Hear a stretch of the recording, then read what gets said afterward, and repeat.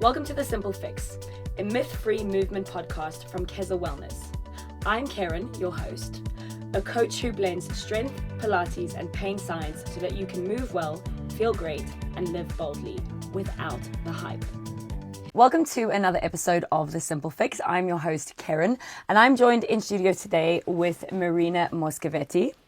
Marina and I met through a Pilates class that I was teaching locally in Clapham, and we then became friends. Yeah, I'm going to say we're friends.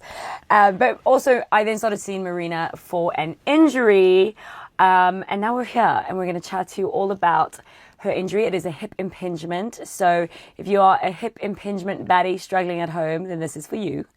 And if you're not, just stay here anyways, because it's going to be a good chat. Yeah. Marina, There's welcome. going to be a lot of lessons learned. Thank you. There's going to be a lot of chat. Just stick around.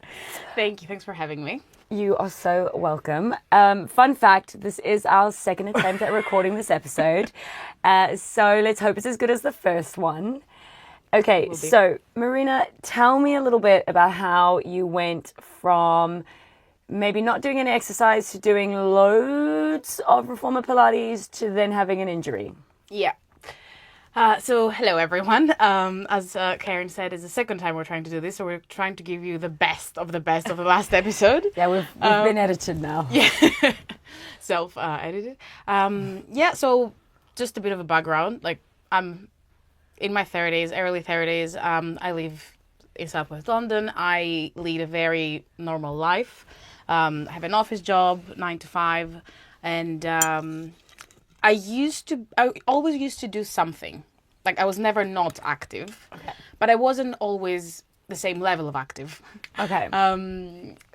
So 3 years ago, I think, I decided to go from just a regular gym person, going to the gym, a bit of treadmill, a bit of trying my luck at weights, some commercial classes. I enjoyed spinning a few years ago as well, but like, I always did a variety of things. I never found something that I really, really like to stick with it. And I was trying around 2023, I was looking into Pilates Reformer, mainly because I had a studio 1 minute from like my door.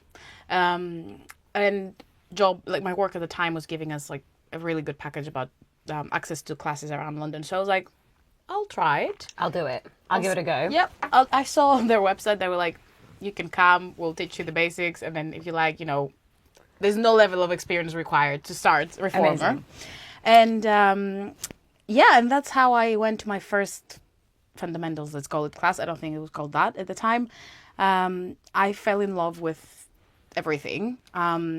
It was also a very clinical studio. It wasn't a very, very like marketing girly Pilates, like your typical Instagram Pilates studio. But I really liked that because it felt quite safe starting out with someone that said, I also do like a lot of physio with people that are recovering from injuries. And like, that gives you an extra layer of security, because that machine can be really... Yeah, that machine is intimidating. Yeah. And I mean, just to touch on that, like Reformer, you used to struggle to find it, right? It wasn't that common. And there were a few chains across London, and there was one chain that was quite renowned for being clinical, because they also had physios, they had a whole circle of care going. And I mean, they had an academy as an instructor. You have to go through the academy. And so it was very uniform. It was very... I mean, today, if you go to a Reformer class, it often will look nothing like it. Like, it will look faster paced and more exciting and whatever, which can be quite intimidating. But where you started out was nice and just really structured. I would say you got probably a really good introduction to the Reformer. And I think it was completely like by accident, because there were other students. I was very central at the time, and I literally had all the other very commercial Reformer classes on my doorstep. But for some reason, I chose that one. And because it was so easy to get to, literally 1 minute from my door, I started going very regularly, because it didn't feel that... It felt difficult hard during the class, but I didn't feel exhausted when I left the class, which was really... It's something you can kind of do every day. Yeah. Which is nice. Well, at that stage, Yes. if you're going to a clinical... traditional Pilates style class, theoretically it should be something that doesn't exhaust you. Yeah, and it didn't. So I started slowly but steadily, and then I advanced as they let me, because at that studio also they would be like, okay, you're ready now to go to the advance, and maybe you can drop in a couple of like intense classes and alternate and all that. So it was a very easy transition into Reformer. I started doing like 3 to 4 times a week to then 5 to 6 times a week. Okay. But that mostly intensified when I moved to Southwest London. Okay. And I found the other studio that we met at. Where we met at. And so this now, just for a bit of context, because there's no shade against either one of the studios, but the first one was presented as a clinical space, so it's taught throughout that light.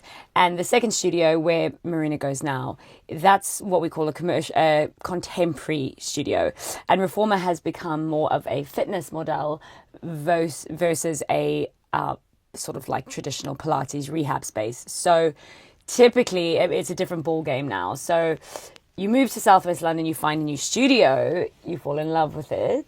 I did, and I fell in love with a lot of instructors as well. Unfortunately, some have moved back to their countries now.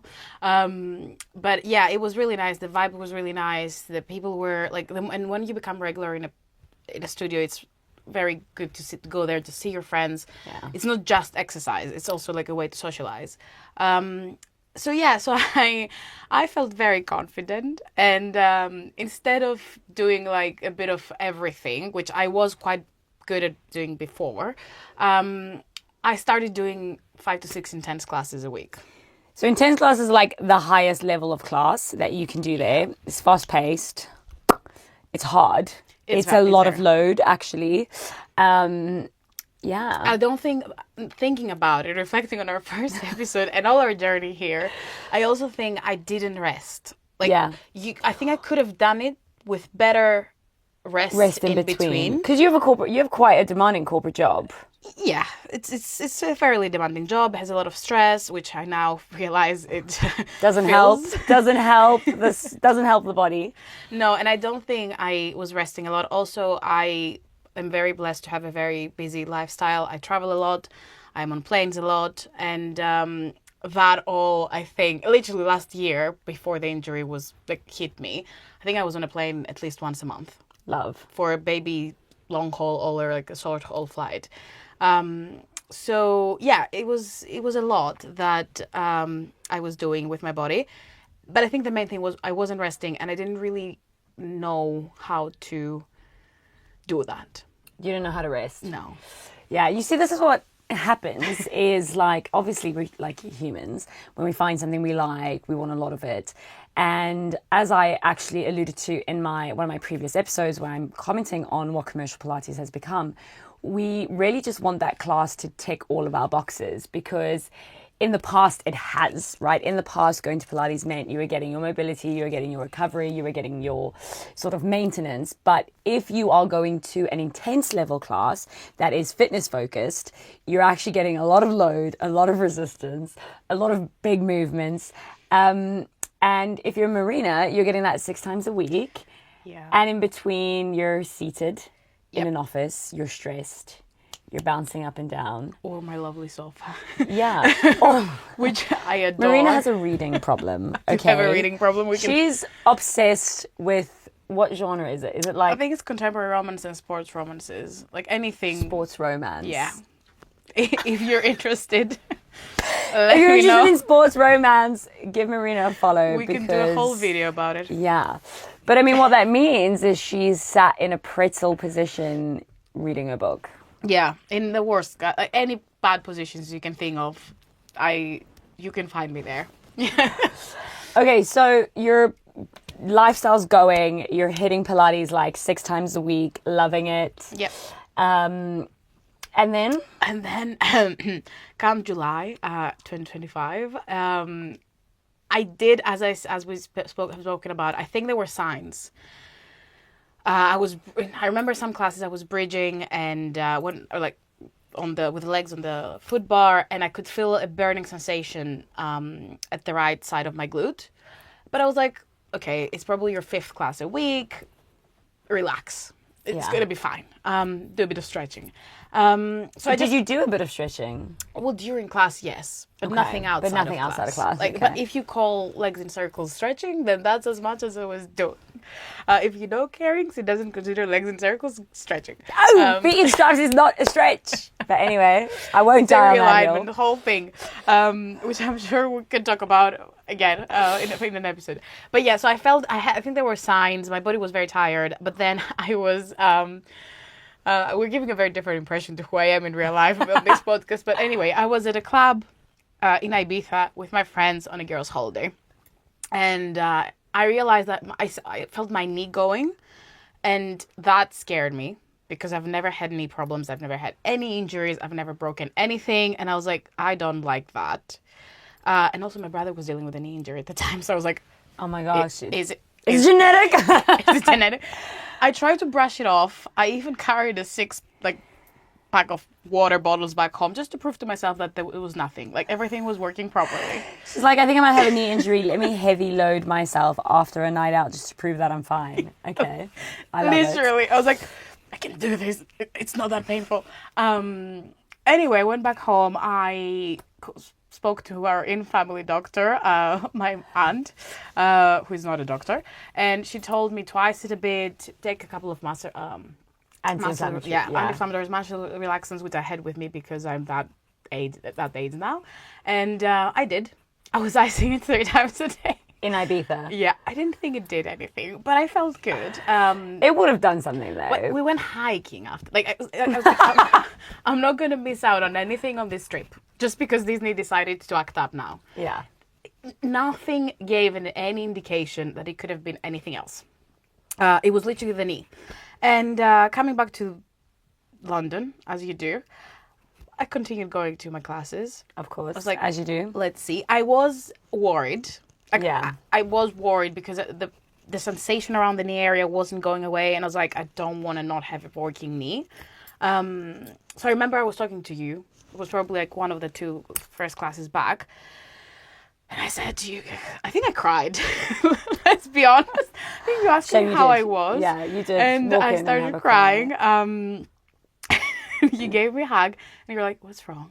And I told you that I have this issue. I don't know how to deal with it. Anything. Yeah. And you started looking at the area to understand, if you can see where it was coming from. And I remember you saying, I don't think it's your knee. I think it's your hips. Marina, your hips are very tight. And I was like, okay, I'll take some consolation in the fact that it might not be my knee.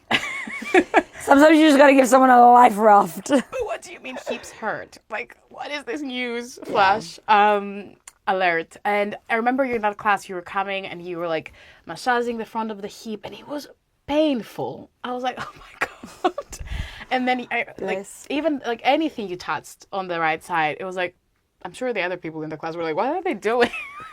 And one-to-one in the middle of it. No, people don't realize that kind of shenanigans. It was like one of your regulars anyways. So, yeah.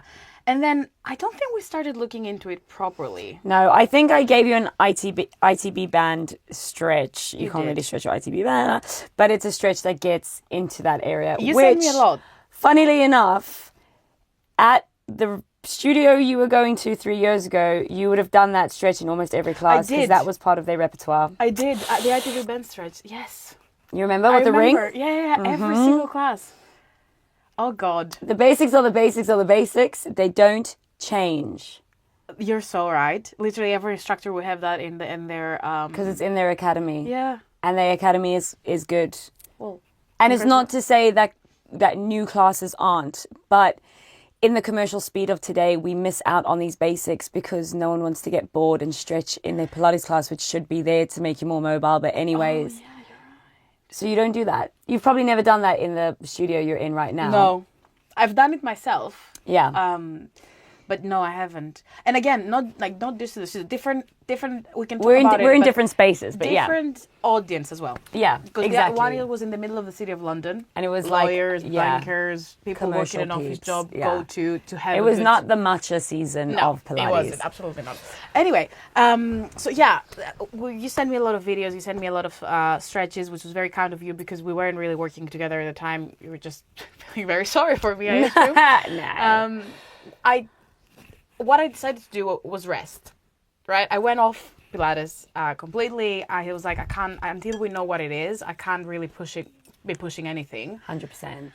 So and then it was like August. So I'm blessed enough to spend a lot of time in Greece during August because I am from Greece. In case anybody's wondering why I'm living this life, I went back home for a lot of time in August. Let's not put dates in it because I also work, and I spent a lot of time like in the sea, swimming. So I think my body naturally relaxed. Yeah, because I was in my element. I was on holiday. I was swimming every day. Your whole nervous system is like. So many people, when they go on like a good holiday or like they take a break from their life, their injury goes from 6 to 3. It doesn't disappear, but the reaction that your body is having. I have a client with a chronic back issue, and when they are on holiday in the sunshine, that back ain't bothering them quite as much at all. It's very difficult. So August, you were feeling good. I was feeling great. Feeling groovy. Yeah, I was feeling great. I had my best friend's wedding, and I was like a lot of good things happening. And I think I gave myself the reassurance of like, oh, it's gone away. It's okay now. However, it just disappeared. Because I am that person, I did have an appointment with an orthopedic surgeon booked to look into the knee thing, not so that I don't come back to London and have to look into it here. And I did. We looked at the knees, we scanned everything. He was like, your knee's fine. I was like, okay, I guess that's good news. But there is something in your hip, like, I can't even remember if you explained it to me properly, like an overgrowth that could potentially cause inflammation. But, if you're in too much pain, come back later and we'll do an MRI. Now, you put that in my head. If we can do an MRI, why are we not doing an MRI to figure out? Why didn't we start with an MRI? You know what? It's yeah. But the thing is, he didn't give me anything, though. Yeah. And I have given feedback to those doctors, so if they ever see this podcast, they will know. It's no secret. He didn't give me anything. He was like, if you're too much pain, come back. And eventually in the future, it might turn into arthritis. Or I was like... Just throwing big words out. I'm 31 years old. I don't need to know these words now. Anyway, I was I devastated. can't spell arthritis yet. Stop it. I don't want to. It wasn't easy because I was like thinking of all the things that could happen. Yeah. And coming back to London, I don't know what it was exactly, but I also had another short trip back to Greece, like literally 10 days, and I was back for another wedding. I love my friends to bits. That's not a reaction to them. But it was like back-to-back flights. Yeah. And Greece is like about 4 hours. They say it's 3, but it's never 3. It's always a bit more. And I remember I was like in so much pain on the way there. And which I said to my friend, can I not wear high heels to your weddings? Because I don't know if I can. Yeah. I wore a lovely dress and high heels though, because that's who I am. And it was painful. It was very painful. And then on the flight back... the whole thing was burning. Anyway, so I opted for an MRI at the time. The doctor that read that MRI was not very easy to read as a person, and he didn't give me a lot of information, but he did ask me to see a rheumatologist. Again, didn't know what this thing was, this medical discipline, and I was. What is it?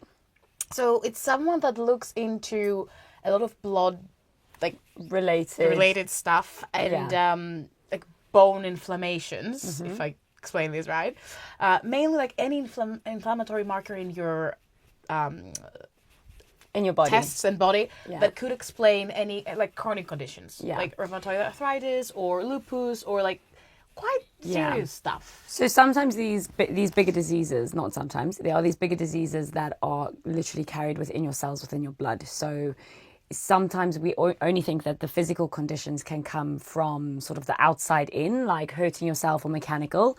But a lot of it, like rheumatoid arthritis, a lot of your autoimmunes, they are basically blood diseases. They're from the inside. So, I mean, for an orthopedic surgeon to jump straight to that, it could have just been that he wanted to cover some bases. But yeah, it's a bit of a scary jump, though, I must say. Like, you've barely had an MRI and they're like, go test for these things. I think the issue is, and that's also an NHS problem, which I think we've touched on together many times. The issue with doctors these days is that they try to...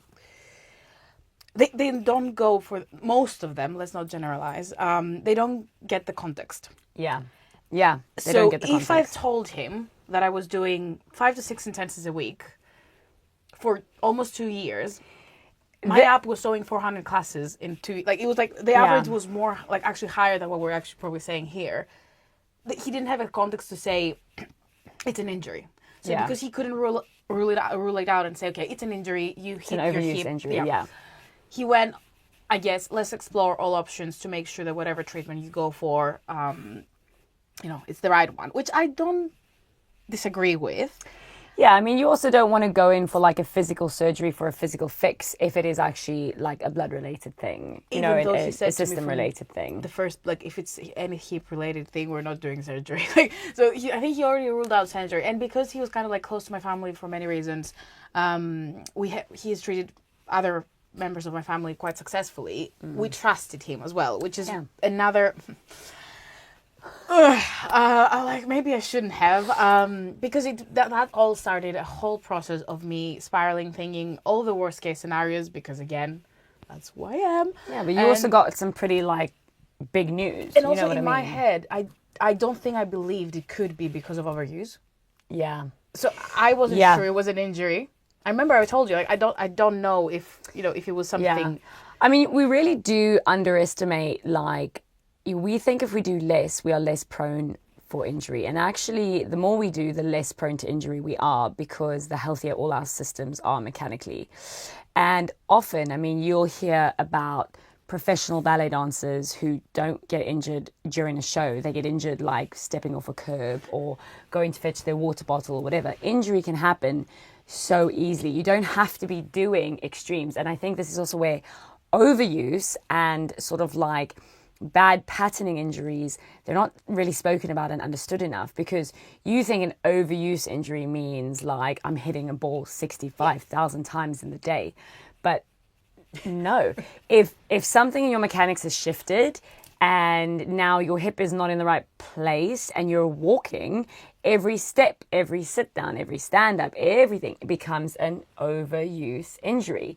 So it's also just like understanding that you can have an overuse injury even if you haven't done much. Because at this point you probably thought, I've been on holiday for like 6 weeks. I've been on holiday 6 weeks. I stopped going to Pilates. I've been on holiday from Pilates for like 6 weeks. Yeah, definitely. And anyway, I mean, I was like, look, we're going to explore this. If we have to, we will. Try to go through the NHS. Definitely not moving fast enough for Marina. That is for sure. Absolutely. And I think it's because it wasn't a life or death situation, and which they're Of course. great at. I remember when I told them I thought I had a heart attack, they definitely saw me really quickly. But I definitely, they weren't moving fast enough. And also, to be fair, the first doctor I saw, which was a couple of weeks after my referral, that was actually fast. She was like, if you can go private, go private. Like, this is not going to be treated as a priority for us. It's not going to be quick. She was very honest with me, but she was more relaxed than any, like, she was a rheumatologist with the NHS. She was more relaxed than any of the other doctors I'd seen to date. So for me, that was already she's like, there's no signs of you having anything else, so I don't understand why you're here, but let's look into it since someone sent you to us. It was kind of like she couldn't understand why that escalated so quickly. And she said to me, like, do something that makes you feel good. Like, if you want to do physio, do physio. If you want to do mild exercise that makes you feel good, do. Like, it's probably something that movement is going to help with more than not. Snaps to her. Yeah, she was actually really good. Yeah, that's amazing. I don't know if we're going to name her name, but thank you. And anyway, I went private. We did all the exams. At the same time, I think I was talking to you, and we were like, I already thought of working with you when I know what's happening, because we've already kind of built this relationship of trust. You gave me stuff without needing to, which helped. You seem to understand the body, and also be the first one to say it's your hips, without any examination. So once we went through another MRI, the queen of MRIs over here, and more blood tests, the second rheumatologist in the private clinic I went to said, I don't think it's anything chronic. Amazing. But, let's do a repeat in March. So here we are.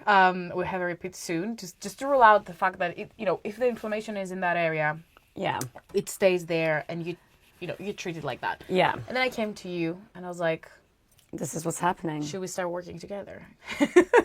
And you asked to see my scans. And then we were off. We never looked back. So basically what had happened is the pain and discomfort that was referring into the knee or causing discomfort in the knee was coming from an inflamed hip socket, and therefore a lot of tightness around the joint. Well, it's kind of potato, or chicken and egg, rather. That was the wrong phrase. It's kind of like chicken and egg. We don't know which one came. Oh, no. Yes, our sessions are this chaotic. Honestly, for someone who knows a lot, I don't know that I know that much. You know what I mean? Anyway, that's not the saying. The saying is, it's kind of chicken and egg. So was her sort of glute and hip area complex really tight, and that's what forced the hip impingement into a uncomfortable place, and that caused the inflammation? Or did something tweak which caused a bit of inflammation, which then caused the muscles to spasm? We don't know. It doesn't really matter, because the approach is the same. So the reason they would have been a little bit more about it possibly being a chronic inflammatory disease is because there was a lot of inflammation that showed up around the hip area. But it was then decided, so what the first doctor spoke to her about the extra bone growth, that is very commonly known as your hip impingement. And what happens is you have some abnormality either on the head of the femur or in the socket itself, and because of that abnormality, your movement range is slightly altered and affected. Now, hip impingements you're born with most of the time, but sometimes you're not in an alignment that annoys it.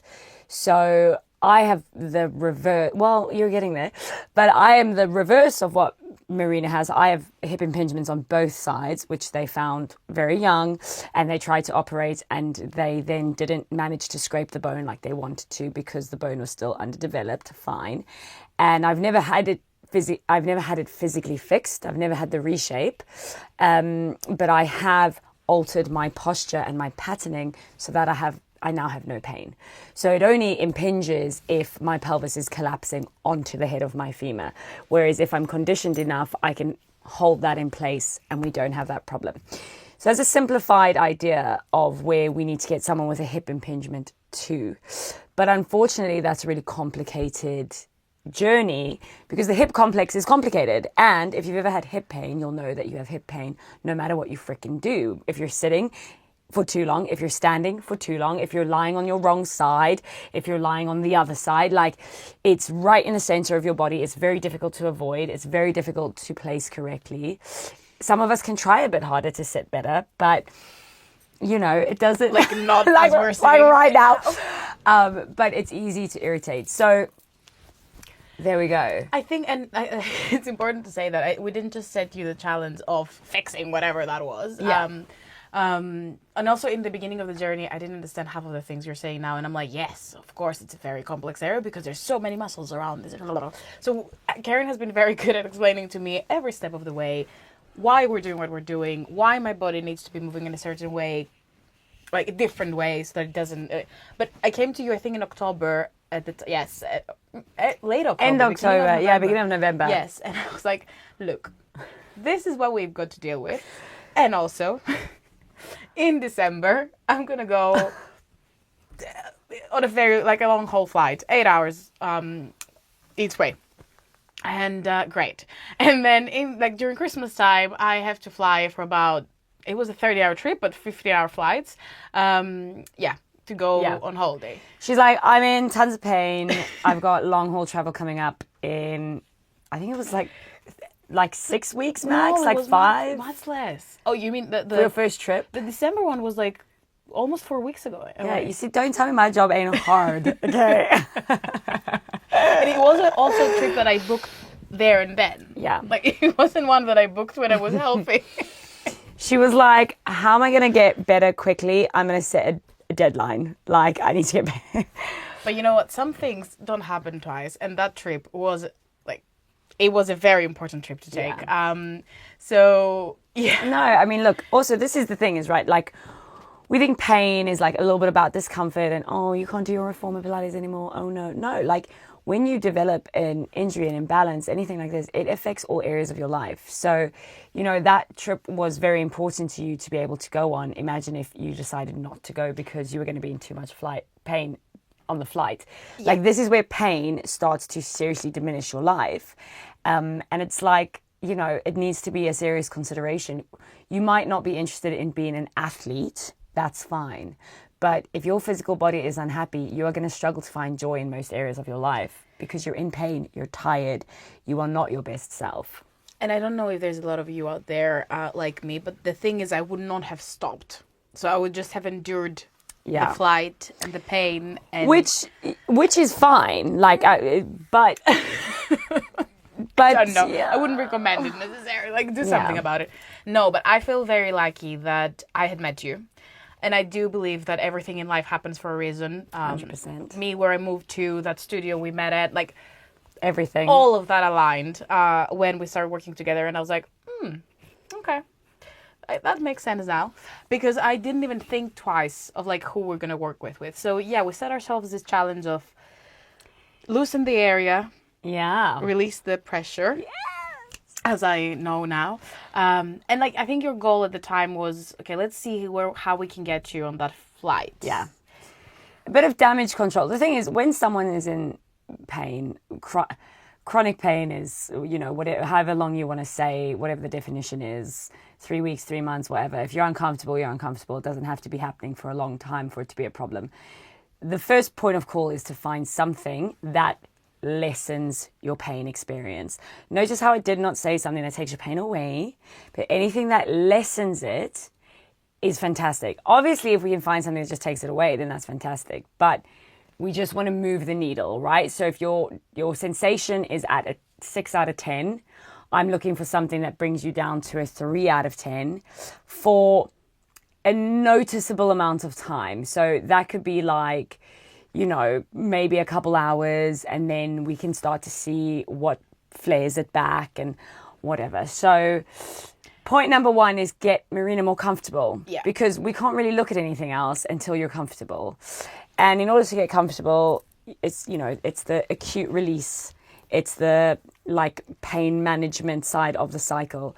And for the glutes, for your knees, for your ankles, for your back, for whatever is uncomfortable, for your hip pain, the way to get more comfortable is to go on the trigger balls.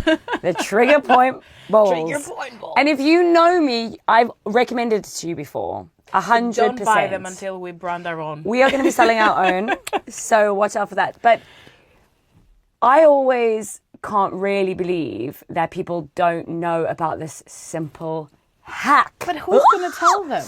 No one's going to tell you, because if I'm a massage therapist, I'm not going to tell you that you can do this by yourself at home.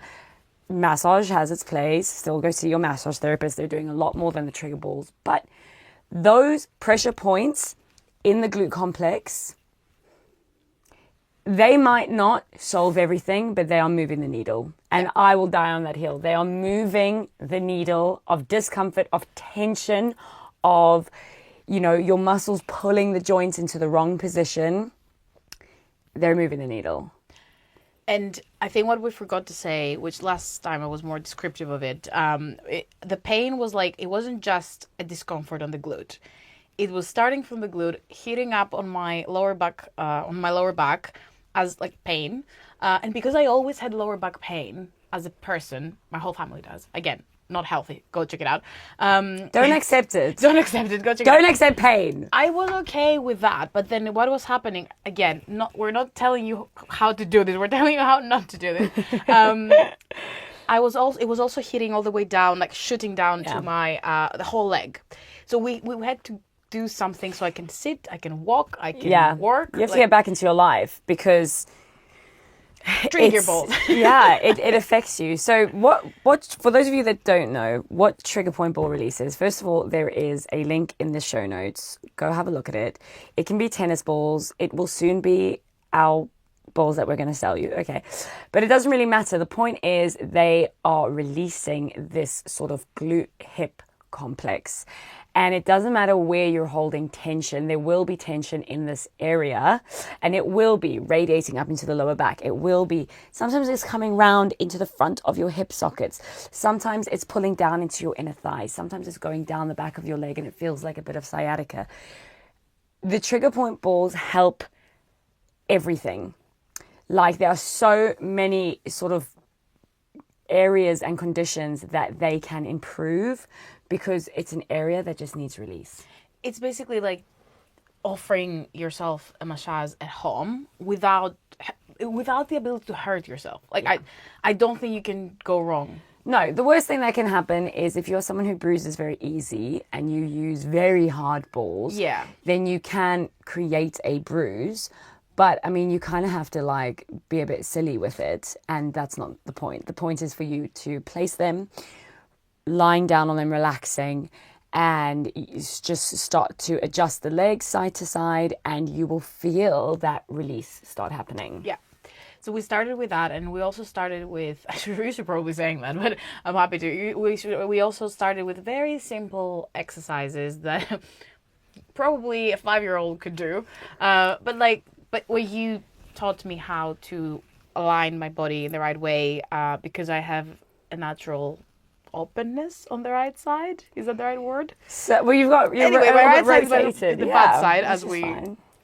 There's a rotation anyway, and you started teaching me how to do lunges, like hip extensions, all the basic bird dogs. You think you know how to do, but in the way that my body should be doing them, so that we don't put more pressure in the area. Yeah. How we stand, how we sit, not like that. A lot of the journey is, first of all, you want to understand, like, okay, this is a patterned imbalance injury. Let's call it that, okay? Now, I think a lot of people get locked up. I hear this a lot in class, like, oh, I've got a bad XYZ. You don't have a bad anything. You just are what you are. And you probably have a pattern that you're using and overusing, which means if you're overusing something, you've got muscles that are being underused at the same time. So Marina's naturally slightly externally rotated with her feet. Her right hip has more range than her left. So when she's doing lunges, when she's doing hip extension, it's not that she wasn't working her glutes or working her core. It was just that right hip was in too much of an externally rotated position most of the time, which meant the glute, the bit of glute that was important, was never getting used because it was shut off in that position. And when you put this on 67 hours a week of the same, very similar patterning on the Reformer being done in the wrong way, tightening up the quads, tightening up the hip flexors, then she's sitting for long periods of time, that pelvis was getting pulled into not a wrong, there's no wrong, but a different position. And therefore, obviously, we now know an ideal for your mechanics.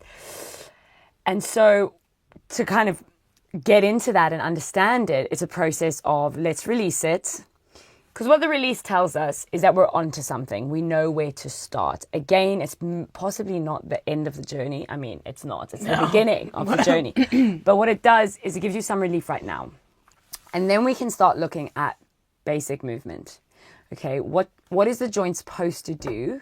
And is it doing it as correctly as possible? And what I typically do, just rule of thumb, if I ask someone to lift their leg and it naturally rotates, I know I'm going to start with trying to get them to lift their leg with a slight internal, because if it's naturally going here the whole time, the problem is probably that we need to bring it back.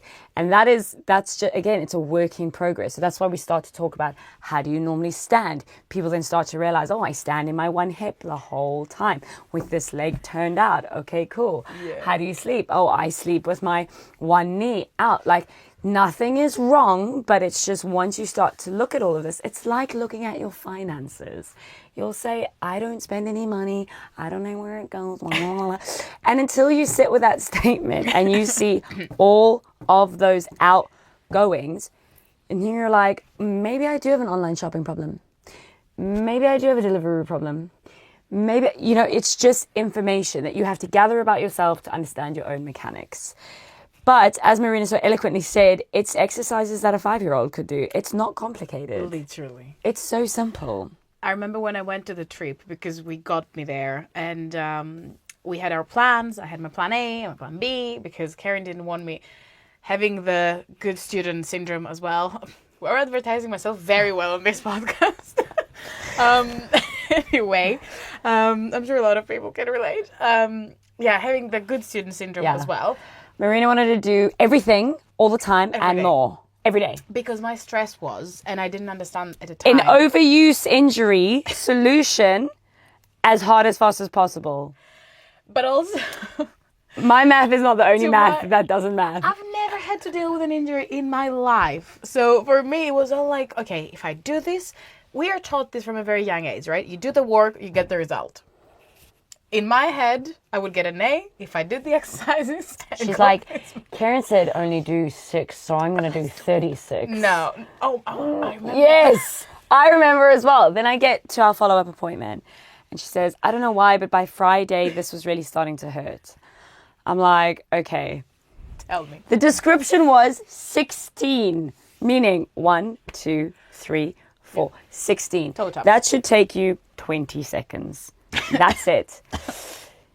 She tells me, I don't know what's happened. I'm tight. It's very tight. My lower back is tight. I'm like, okay, what's going on here? Then she's like, tell me what you've been doing. Talk to me.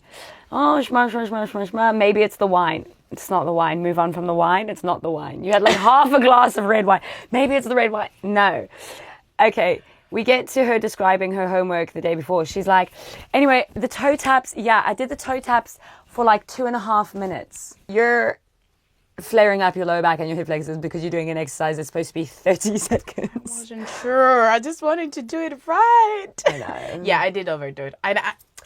But this is also part of working with an injury, right? And also you're frustrated. Like, you want to get to the end result. And unfortunately, most of us want to be like, if you said to us today that, you're 100 hours away from something, some of us might just do 5 hours a day and let it take however long. But some of us might just not sleep for the next 100 hours. And that's our mindset, right? So the hardest thing is helping someone through their rehabilitation who's got that mindset, because you want to push. You want to do the work. You want to get it done. And all I can tell you is the nervous system needs to chill out. You need to chill out, and you do not want to overwork, because all you're going to do is create another unusable pattern. Yeah. I mean, I overdid it in the beginning because I wasn't understanding that, again, like I didn't know how to not do it. And you had to be very patient with me, and okay. That's my but job. also give me the knowledge that I didn't have, and the confidence that, you know what, it's not going to be an overnight thing. This is how many muscle groups are around your hip area. I did not need to know. Now I do. And you just brought it to life in a way that it was like, there's going to be ups and downs. Yeah. There's going to be flare-ups, which is definitely something I did not want to hear. Yeah, recovery is not linear. And if you're working with any professional who tells you that it is, like, they're trying to sell you a dream. And look, in the consumer-driven world we live in, I understand why it's really easy to say, this is the fix. Like, this is it.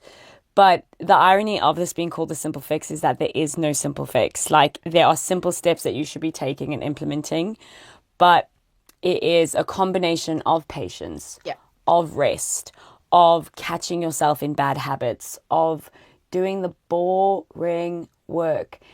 Every day. That all fours position, when you extend your leg behind you and you lift it up, not many of us should actually have our foot as high as our bum, but I bet you every single class you've ever been to, it's about kicking that leg up, kicking that leg up, kicking that leg up. Higher. Yeah, lift your leg. And it's exactly what you said. Like, it is simple.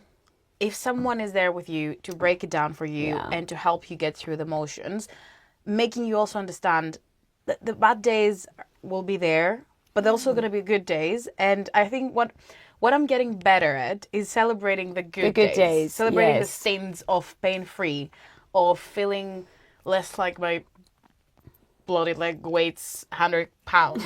And it's not been easy. Like, we're not saying it's been a walk in the park. It's not an easy journey I did the exercises at all. and then I was fine. No, but I was good for that first 8-hour flight. It was not painful. Let's add to that I was going somewhere very fun, so my stress levels were very low as well. Good combo. Apparently this helps a lot. And I remember I messaged you. I think you were the first person I messaged when I landed.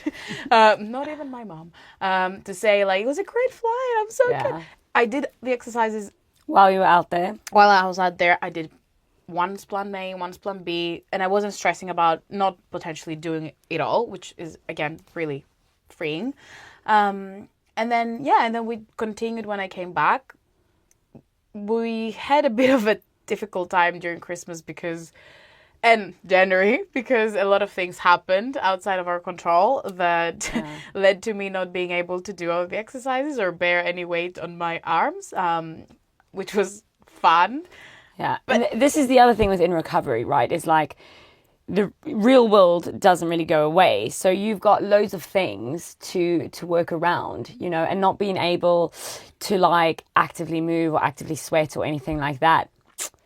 Like that's gonna bring something in. That's gonna bring another barrier in. But I don't think we did too badly, considering we were basically off training for 3 weeks. Yeah, and then 2 weeks of training and then another 2 weeks off. Yeah, but within that time, she still did trigger point balls and the hip flexor stretch, the proposal knee hip flexor stretch for the hip complex. These two things are so diabolically like they're magic. It's black magic. I'm telling you now. It's will change. It's insane. It'll change you. It's great. And she was really good and disciplined, because that is the other thing, is we are so quick to be in the mindset of like, well, I can't do my full session, so I can't do anything.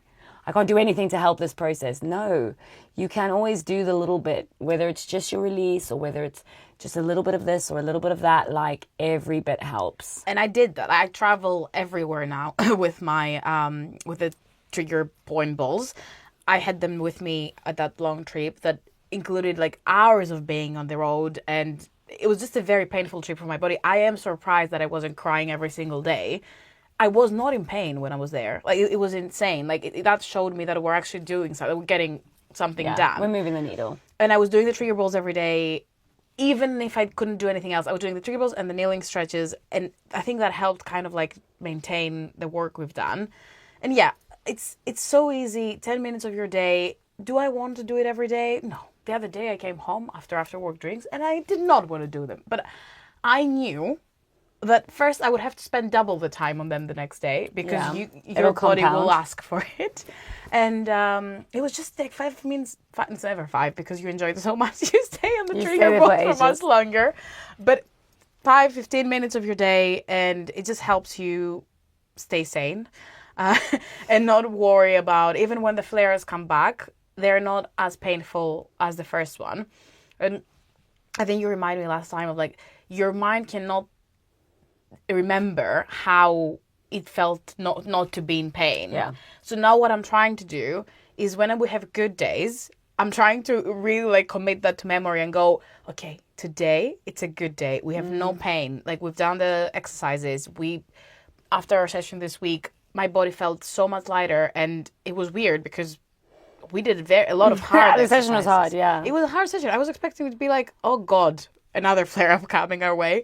But no, I think we're now in a place where I need to move more than not. And that clashes with my goal of reading these days. Yeah. But anyway, I can walk and read. I can get a walking pad. Get a walking pad. I'm not going to be that person. No. Get a walking pad, but don't walk. A walking pad is not going to be seen in my living room anytime soon. But no, I mean, we're doing a bit every day, finding someone that you can trust to explain and take you through the process, which, again, is simple, but it takes time, which is not something patience is not my biggest virtue. Educating yourself about your body and whatever, and I'm not talking about put it into ChatGPT and take that for gold, right? I'm talking about working with multiple professionals if you need to, like if you have the means to have the imaging and talk to the surgeon, but also to talk to a physio and also to talk to a movement professional and stuff. Because sometimes, look, we're never going to find the answer that we want to hear. We probably want to hear, take this pill and it'll all be fine. But what you are going to start to understand is by educating yourself, you empower yourself to make an informed decision and to start understanding why certain processes work. If you were like a master chef or a master baker and you didn't know what each ingredient tasted like individually, how would you ever be able to understand ratios in a recipe? Okay? If you don't understand the components of your body that pertain to your injury, how are you going to know? When you go back into classes, because one of the big goals was to get you back into your commercial reformer classes, because it's often not that thing, okay? It's often like a multitude of things all put together. And the solution shouldn't be, I'm never doing that again. Because we're young and life is long. And for the most of it, it's a little bit shit. So the nice things you want the nice things. A solution to your pain is not, I guess I just can't. No. Yeah. No, you may never be pain-free again, but if we can get you back to 85, 90% of your fullest life, and if all it takes is 15 minutes a day, surely that's a better deal. Yeah, absolutely. Than not doing the things that you love. And it's not like going to a class is not just for the exercise. You get out of the house, right? Like you see some people, you exchange. Yeah, you're in the community. It was a goal of ours, and I have been back into classes. Namely, only Kerryn's class. That's okay. That's okay because she's got a bit of a bias. I have a bit of a bias, and I also need to ease myself back into trusting people to walk me through a class. Yeah. But I think that the main thing is what you said. Now, even if I do go into a class that I might not know the instructor necessarily, I have some information, a bit more of education around how I shouldn't do, or I should do things to not get another flare-up. But I'm also coming to terms with the fact that this is something that my body has. Mm-hmm. It's a thing I can't really do something about. Like, trust me, if there was a surgery, if there was a pill, if there was an injection, I would have taken it. But nothing seems to be worth any of the aftermath. Yeah. There's not a magic pill. There's not a magic surgery. There's nothing you can do. So what I have committed myself, like I have said to myself, is we're going to do this. We're going to make the best out of this, and we're going to find a way that works long term. Because even if it's not all the chronic big words that I was thrown, which again we don't know, they might be, but even if that was it, and we had that chat, we would still be in the same place in terms of managing. We would still be doing the same things about managing it. So, and that's another thing to consider. Like, just because you get some big fancy diagnosis doesn't mean you stop moving. Because again, you have to live. You have to live, and you want a good quality of life, which means your body needs to function well. And unfortunately, we do require a little bit of maintenance. And if we're young, but we're also old. Well, we're also living in an age where, like, our body's not getting the maintenance automatically, and it used to, So we used to move a lot more. We used to do all these things a lot more. And they used to kind of be do or die. Like, if you couldn't hang off that branch, you were dead. So, thank goodness we don't live there anymore, because I can't hang off anything. But but it does mean that you require a little bit more maintenance, and this should be comforting to anyone who's struggling with a chronic or physical condition that is sort of movements and mechanics related. Is like, there's hope for it. It might mean a little bit of back to the drawing board. Let's look at your patterns. Let's start you nice and slow. With every single one of my patients, the end goal is load. Yes, we start with just trying to move the needle, yes, but I want you to get back into what you enjoy. I want you to then build on that. We've got the release, we've got the re-education, and then we've got the reconditioning so that you can go back into the wild and be good. So I think it's a story of patience, education. It's super important. Patience and education. Like, and stay positive, people. Like, don't be like me. And I'm so blessed that I have a lot of people in my life that think that I am crazy when it comes to health conditions, and I have more positive, like, optimists than pessimists, and it just laugh about it as well. Like, the amount of sessions now we have where I can't do basic movements. Well, as long as you can't. she struggles in the specific way I'm trying to get her to do it. But that's also by design. But the thing is also the black and white, I was just realizing we're opposites in that, because my right hip leg is my naughty one. Your left hip leg is your naughty one. Yeah, my left hip's really bad. But yeah, like we'll have a The other day we did I showed her a new exercise and I demoed with my good leg, obviously. And Marina was like, she was like, I don't think I can do that. And then she tried it and like she struggled, and I was like, well, let me just show you. Let me show you my bad leg. And it's a bad leg. And you know what? If I was disciplined enough to be practicing more, then it would be a bit better. But it's always going to be a process, and you're not alone. No, you're not. Do you know what? A lot of people never have the courage to explore a better life for themselves. And if you're on a chronic pain journey, if you're trying to get better, if you're trying to feel healthier, if you're trying to get more out of your life, you are already in a top percentile. And it is frustrating and it is scary, and that's why people don't go for it. But just commit to the journey. Find a good coach, educate yourself. Try something new. If what you're doing isn't working, don't give up. Try again. Find something else. Find someone you relate to, someone with a similar story, and find out what they did. You know, talk about it more. Do not recoil. Do not pull back. Do not give up. It is the worst thing that you can do for a physical condition. It requires movement and energy and input. Yeah, don't suffer alone. Don't suffer alone. Ask for help or speak to people. And I'm sure someone in your circle will be as chatty as I am and will be more than happy to offer people and names and help that you can get. And sometimes you just need to know that someone else has been through it and survived. Yes. And, you know, once you know that you can too. So if hip pain is your thing, if hip impingement is your thing, just know that there is a solution and you know where to find it. Okay, it's in the trigger point bowls. I'm laughing, but I'm dead serious. We are selling, and don't steal an idea. Yeah, it's happening. Well, if you do, it doesn't matter because we'll do it better. But anyway, I've already imagined the packaging. I'm so excited. Okay, Marina, thank you so much for coming on and sharing about your hip impingement journey. Of course, you're still on it, so we will have you back to hear how the rest of it goes. No recovery is linear, neither is reinvention, which is essentially what we're doing with your mechanics at the moment. So I'm excited to see where we are in a couple months. Thank you so much for sharing. I hope that if you are someone who is struggling with something similar or something that, you know, you really do feel frustrated with, I hope that you've seen this episode of, number one, assurance that it's complicated. Like, it is complex. There's loads of different bits. There's loads of moving parts, and it's obviously not linear, but there is hope. There is always hope, and there is always a way to move that needle. We might not be able to eliminate it, but we can always move the needle. Marina, thank you so much. Thanks for having me. If you enjoyed this episode, make sure to like and subscribe. Share it with someone who you think might need to hear it. And stay tuned for more from KezaWellness, The Simple Fix. Thank you so much. Thank you.